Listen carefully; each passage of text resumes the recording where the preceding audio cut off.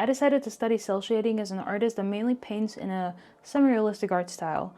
Now, what is cel shading, if you don't know? The best way that I can explain it is by comparing cel shading to smooth shading. As you can see, smooth shading compared to cel shading has very smooth transitions between shadows and highlights, whereas cel shading has very clearly defined borders of each shadow and highlight. Therefore, it only contains flat colors. In my own words, I would call it a simplified version of smooth shading. Cel shading was first used in the late 1990s in Japan in Japanese animation films, anime, and it is still used to this day, and the reason for that is because this kind of shading is very simple and simplified, and therefore it is very easy to implement in animation. So back to the question why somebody like me who does semi-realism would ever care to study cel shading in the first place. Well, as I mentioned before, simplification of forms and shapes is extremely crucial in art if you want to pursue art professionally, or just master it whatsoever. When it comes to art, being able to simplify objects is one of the most important skills that an artist should have. From the beginning, we learned that we should construct the head or the body from simple forms like spheres or cylinders or boxes, and that's for a reason. We learn to break things down. So in my opinion, if you ever want to master rendering any object out there, then you need to know what kind of form it is, how to simplify it, how to break it down. And that is where cel shading is a massive indicator of whether you understand where plane changes take place on the form that you're trying to draw or paint. Because you cannot get away with blending things out using the blur tool on 100%. You need to be very intentional with where you place your shadows and your highlights. And that is exactly why I am studying cel shading today, and why I think a lot of artists, if not all artists, would actually benefit from studying it. It forces you to break things down and to simplify everything, and to be very intentional with where you place your shadows or highlights. So that is exactly what I did. I did some cel shading studies, and I'm going to tell you exactly what I learned along the way. I didn't really know what kind of art piece I wanted to practice cel shading on. I just knew I needed a really good reference. So I pulled up this bird sketch that I kind of abandoned. I never rendered it, and I decided to try cel shading on that.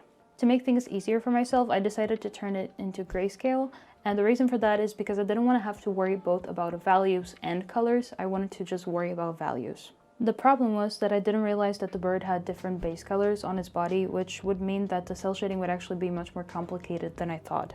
Different base colors have different values, which would mean that I would need different values to also shade them.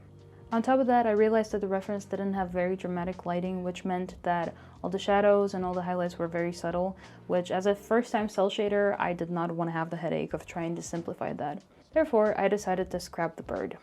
The reason I'm also including failures in this video is because I think they actually serve as a very good cautionary tale, not only for my future self, but also for you guys. Feel free to mark my mistakes down so you can maybe learn from them, but don't worry, I'll have a whole summary at the end of what I learned. As I realized that I had to start much simpler than I previously thought, I decided to go with a sphere as my next subject. I again started off with a nice reference, and I made sure it was grayscale again. I color picked the values from the reference because I wanted to be very accurate in this study. And I wanted to limit the study to only 3 values so I can really focus on the simplification of the form. Especially because I sometimes have a tendency to overblend my art, so I really wanted to avoid relying on too many values to make things very seamless. So I picked the midtone, the shadow, and the highlight only. That's it. And if I remember correctly, I made the cast shadow a slightly bit darker value than the actual shadow on the sphere, but it was such a small difference that I honestly do not count it as a 4th value. So I started by placing down the shadows, and you know damn well I didn't just copy the reference, because that's the entire point of the study. I try to simplify the shape and try to imagine it in 3D space.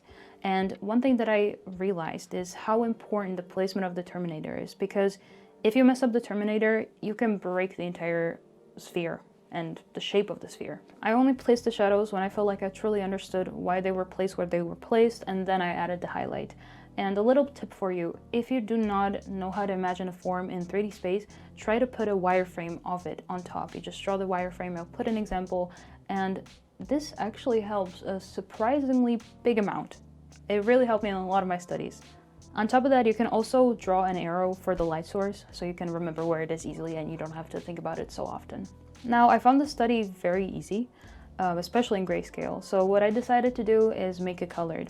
For this one, I didn't use a reference, which I kind of retrospectively looking at it find a little stupid, but it is what it is. I also remembered seeing a lot of artists, very good artists, put a very saturated color on the Terminator, which made things pop a lot more but to be completely honest, I had absolutely no idea how to choose this color, so I just went with a very bright lilac.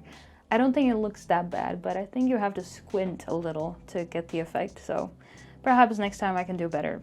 So, as this study was actually very simple, I decided to take a notch higher, and I wanted to study a subject that I would usually draw. So I went with a face. Obviously, as a face is much more complicated than just a simple sphere, you do have to have at least a little bit understanding of the anatomy of a face to get this right, but I think I have enough enough knowledge in this to be able to execute it.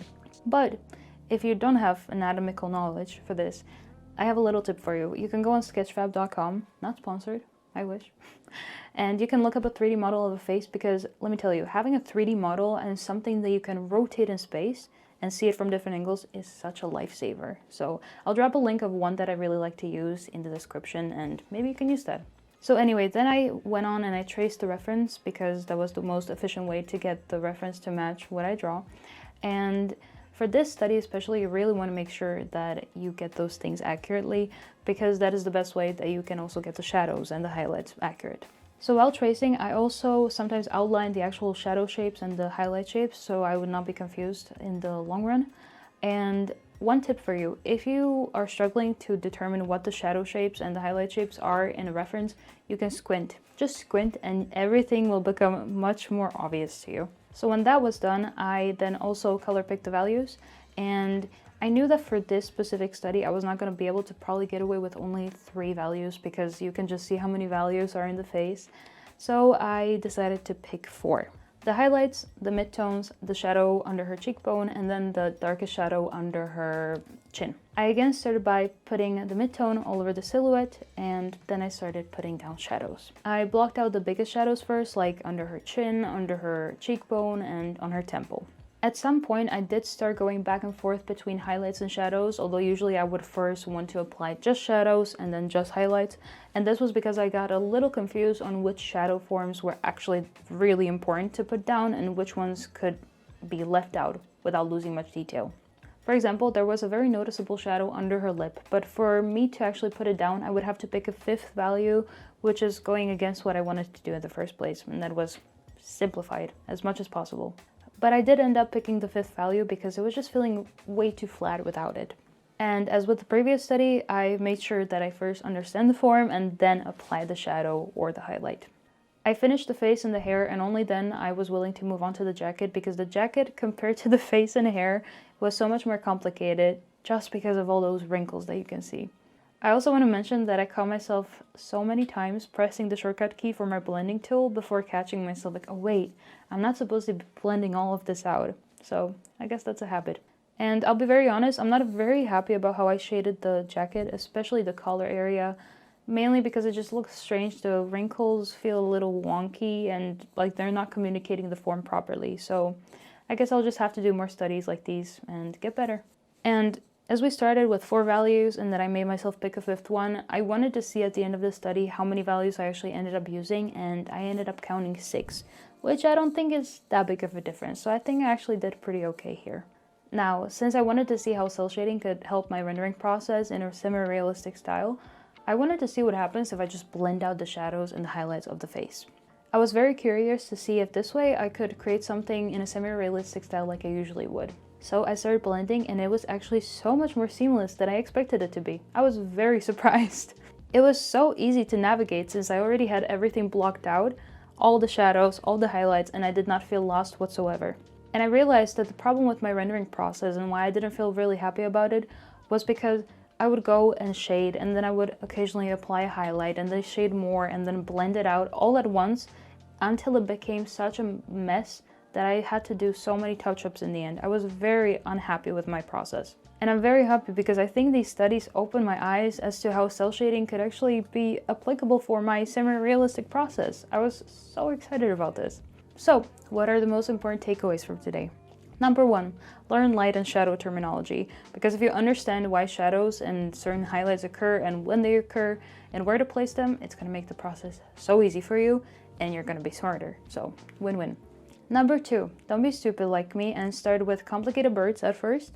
Start with a cube or a sphere or a cylinder. Just don't start with birds. Number 3, Be aware of how many values you use and make a little palette next to your study so you can color pick your values instead of having to constantly color pick them from the color wheel and get super lost. Just make a little palette. Number 4, remember that highlights and shadows sit on top of forms, so they're not just flat blobs of color, but remember that you have to bend them according to the form. Anyway, as you could see, all the studies I did today were in grayscale, but as time goes on, I would really like to actually start doing these cell shading studies in color, so we'll see about that, future video. For me, it is very easy to just worry about the values and not the colors, especially when it comes to objects like the face, where you have so many different undertones. So for these studies to become actually practically useful for me, I would have to do more of them, and I definitely will in the future, so stick around for that. Ironically, in simpler terms, I actually suck at simplification, so I'll have to do a lot more of these studies and keep improving. And speaking of studying and improving, I have a Discord server where me and my community practice art fundamentals on a weekly basis. So I give you guys assignments, you guys finish those assignments, including myself, and then we give each other feedback on the assignments. And anybody can join. So if you want to join, I'll leave the link in the description again, and I will see you there. Thank you so much for watching, and I'll see you in my next video again. Bye-bye. Now the best way that I can explain cell shading is by comparing it to smooth shading. Do you know what I'm saying?